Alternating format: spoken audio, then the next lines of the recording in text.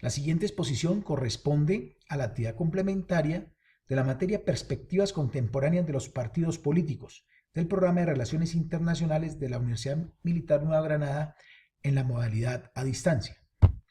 El tema es el análisis de las elecciones legislativas del año 2014, específicamente los resultados del Partido Liberal y de la Unidad Nacional.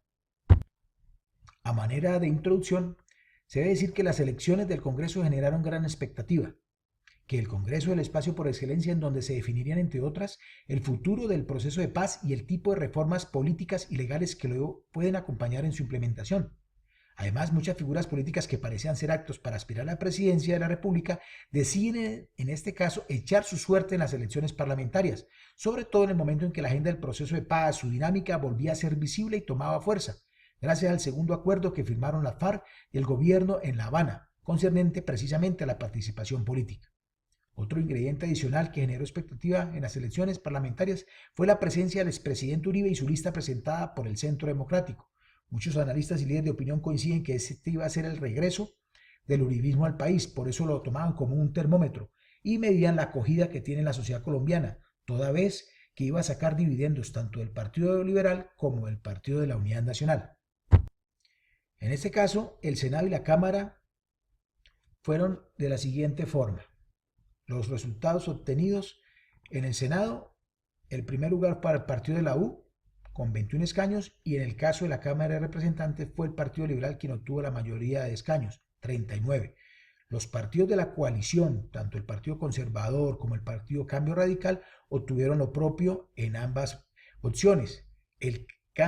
Partido Centro Democrático obtuvo el segundo lugar en las listas para el Senado, con 19 curules, y en el caso de la Cámara de Representantes fue el quinto lugar con 12 curules apenas. En esta tabla se tiene en cuenta la coalición del gobierno, por eso incluye el Partido Cambio Radical, pero no el conservador, el cual llegó fraccionado como parte de la coalición. Sin embargo, la Alianza Pro Santos aparece en la actualidad menos unificada y cohesionada que en el comienzo del cuatrienio anterior, y definitivamente mucho menos que aquella que acompañó a Uribe. Los resultados obtenidos por el Partido Liberal en las elecciones no se traducen en un incremento significativo de las curules, sin embargo le permiten convertirse en la fuerza política mayoritaria en la Cámara de Representantes al tener 39 escaños y mantener una representación significativa en el Senado con 17. En comparación con las elecciones de 2010, con casi 2 millones de votos para el Senado y la Cámara, llega con un peso electoral relativamente homogéneo en todo el territorio nacional, fortalecido en su representación regional y se convierte en la cuarta fuerza política por lo obtenido en la Cámara y con una diferencia mínima en 2 curules respecto al Partido de la Unidad Nacional en el Senado. Para el caso del Partido de la Unidad Nacional, se recoge más de 4 millones de sufragios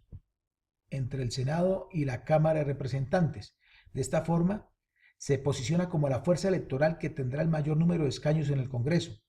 gracias a la coalición conformada con los liberales, Cambio Radical y un buen sector del Partido Conservador. Por la importancia de los resultados y por el hecho de que sus congresistas tienen experiencia legislativa y que ya han estado en el Congreso anteriormente, incluso representando otros partidos, el Partido de la U tendrá un papel fundamental en la definición y desarrollo de la agenda legislativa. Verbigracia, el trabajo que realice el próximo gobierno en el Congreso, tendrá que considerar de manera preponderante al partido, sus intereses y fortalezas, ya que serán actores fundamentales dentro del conjunto legislativo por sus antecedentes y porque un grupo específico de legisladores le han apostado a la nueva U de Santos. Lo describí anteriormente, las coaliciones y alianzas se dieron tanto para la Unidad Nacional y el Partido Liberal, ya que como resultado natural de haber avalado la candidatura de Santos, se ubican como partidos de la unidad de gobierno. Adicionalmente, durante el primer cuatrienio de Santos demostraron tener una estrecha cercanía ideológica y programática con los planteamientos del gobierno nacional. No en vano, la mayoría de sus congresistas son de extracción liberal. Además, se les ubica en el conjunto de partidos que seguramente no tendrán mayores argumentos para desprenderse del gobierno, a menos que decidan asumir el costo de perder los beneficios obtenidos en materia burocrática o que no hayan resultado tan favorecidos en el reparto como se esperaba. Dos conclusiones importantes de los resultados del Partido Liberal. Primero, se convierten en actores estratégicos, ya que van a tener un amplio margen de maniobra y respaldo, incluso desde el gobierno, para impulsar algunas iniciativas legislativas que hacen parte de su agenda propia. Ahora bien, como dádiva del Ejecutivo o en contraprestación de la coalición pactada con los otros partidos. De igual forma, posición dentro del gobierno y por afinidades ideológicas cuentan con la posibilidad de establecer alianzas estratégicas, inclusive fuera de la coalición, es decir, con el Polo Democrático y la Alianza Verde en temas específicos.